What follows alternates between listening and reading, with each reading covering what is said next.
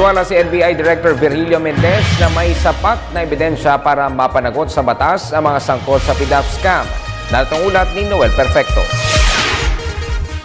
Tiniyak ni NBI Director Virgilio Mendez na matibay ang kanilang mga nakalap na ebidensya para maisubite kay Secretary Laila de Lima ang kanilang investigative findings kaugnay ng naunang batches ng Priority Development Assistance Fund scams na minaniubra ni Janet Lim Napoles.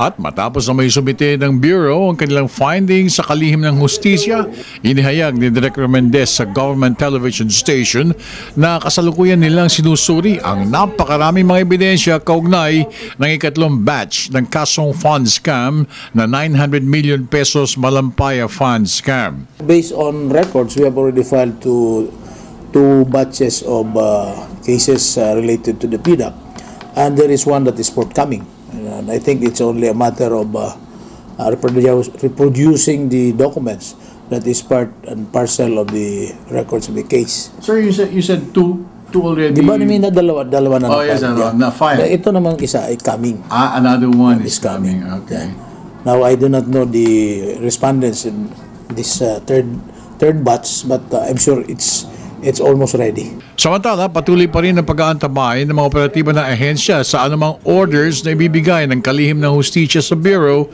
kaugnay na ipatutupad na masusing sa ikatlong grupo ng mga masasangkot na personalidad sa Malampaya Fund Scam. Matatandaan na mahigit 70 mga lokal na otoridad ang hinihinalang nakiisa sa estilo ng panloloko ni Janet Lim Napoles na kung saan tumanggap rin ng mga ito ng kickback mula sa JLN. We're still awaiting for the official copy of the affidavits as prepared by the lawyers of JLN. And we have not been furnished yet with this, and we have not received any instruction yet from SOJ kay Secretary de Lima. Pero once the instructions come out, what happens now? We will proceed with the investigation.